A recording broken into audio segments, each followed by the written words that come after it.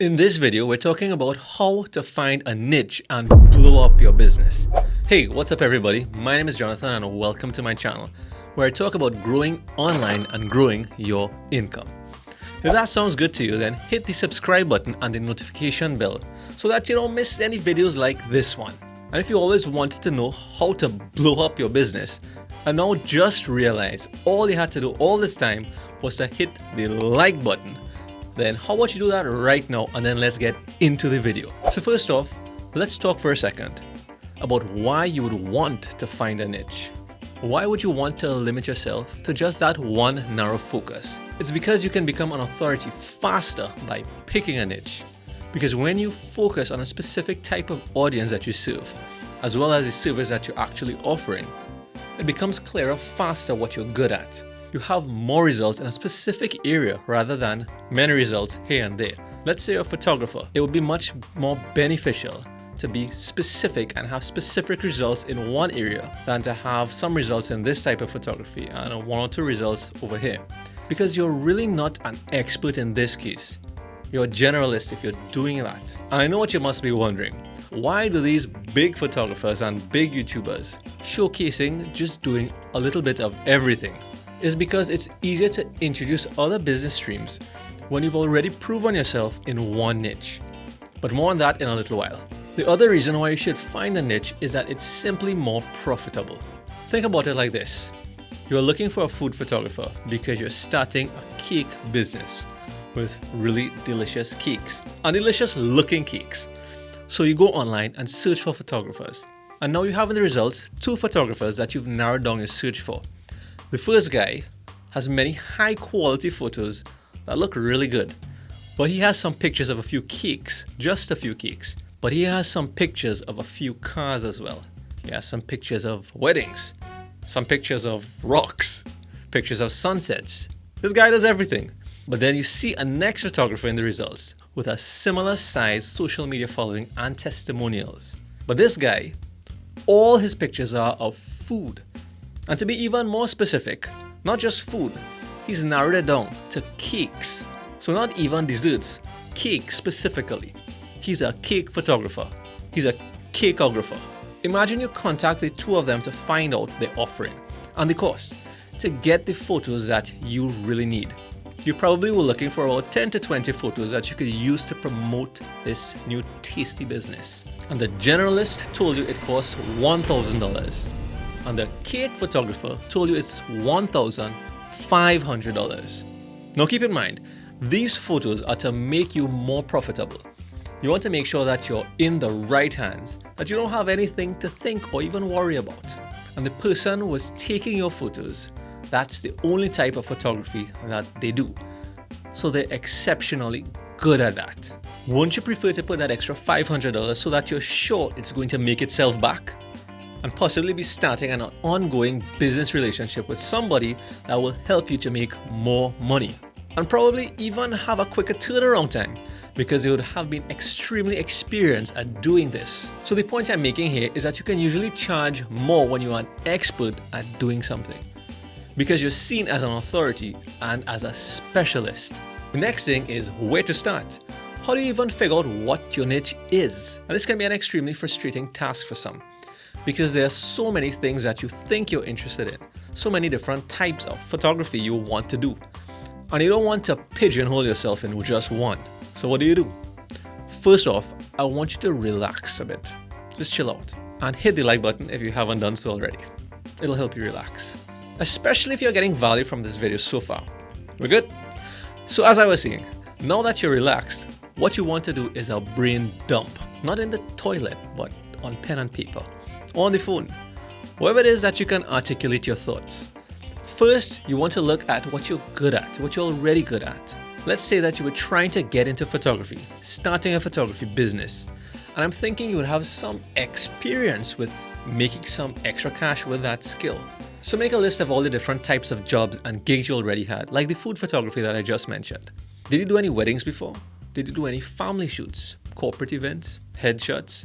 The next thing you want to do or think about is making a note of all of the types of niches that you're interested in, what you're passionate about, what you want to be associated as even if you have never done it before. Now that you've had a brain dump, don't forget to flush and wash your hands. And when you're done with that, what I want you to do is narrow down the search. Now, the aim is to find a balance between what you're experienced in, what you're already good at, and what you're actually interested in.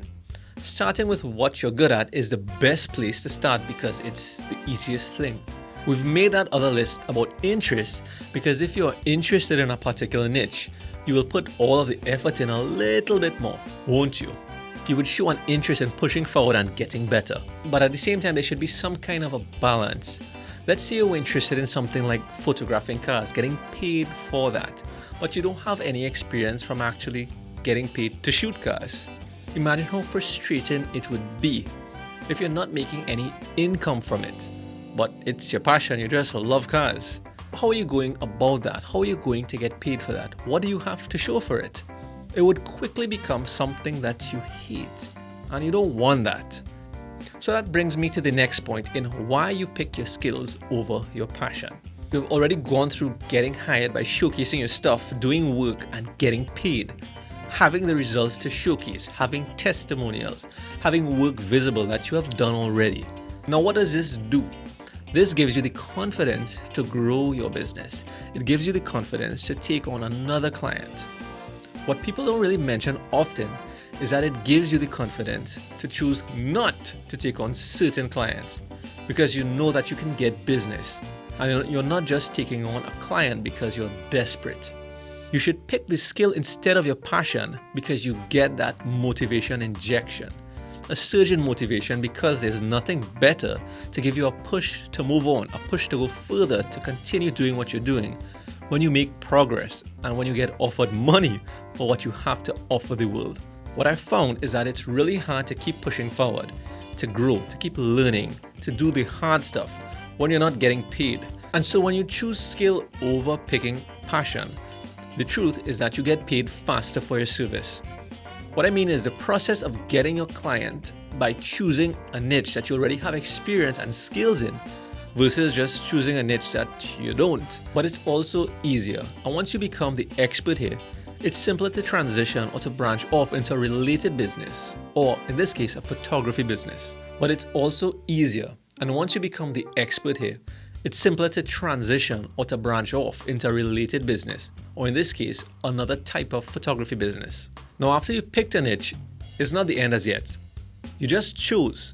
Now you have to demonstrate who you are, what you're about, what it is that you do, and the audience that you want to serve.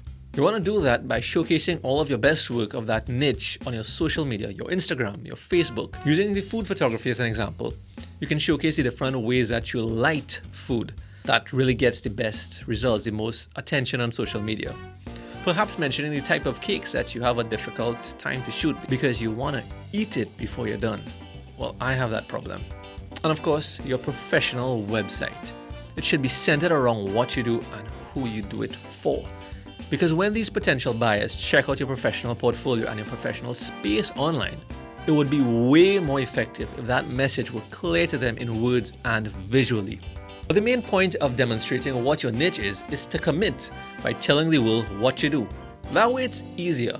It's also harder for you to jump ship or switch without really giving it your best shot. And to make sure that you decided and not just stuck in analysis paralysis. Now what's next? Now that you've chosen a niche, you're able to make money from it, and you have a level of interest in doing that, and you've also shown the world or have started to show the world that this is who you are, this is what you do, and you're starting to be seen as an expert. What's next? Do you always have to be seen as that guy? Do you want to be known as that guy? The truth is, no. You can be whoever you want. You can decide at some point that I like food, I like taking pictures of food, but I want to start doing product photography. I'm getting paid for that. Suppose you've already established yourself as an expert and as an authority. In that case, it's easier to try different stuff, to experiment with other business ideas, to see what works and what doesn't work, because you're already getting paid for a core set of skills. And if there's a positive outcome to those experiments, then there are many options that you have. You can start a separate business with a different brand, different presence. Suppose it's just a little bit different from the current audience that you're targeting. In that case, You can even have it as an add-on service, something extra that you offer. And who best to market that new service to other than your existing customers? People who are already happy with the stuff that you offer. You can now quickly build up your portfolio, skills, testimonials, and social proof because of starting and growing your authority in one niche first. Now let me know in the comments below what type of photography or what business that you want to get paid for. Did you pick a niche? Let me know below what that is. And if you found this video useful, then you're going to want to check out this playlist next, because once you figure out what your niche is and do some of the things that we spoke about in this video, then this entire playlist will help you to become more profitable. So check that out next, and I'll see you over there.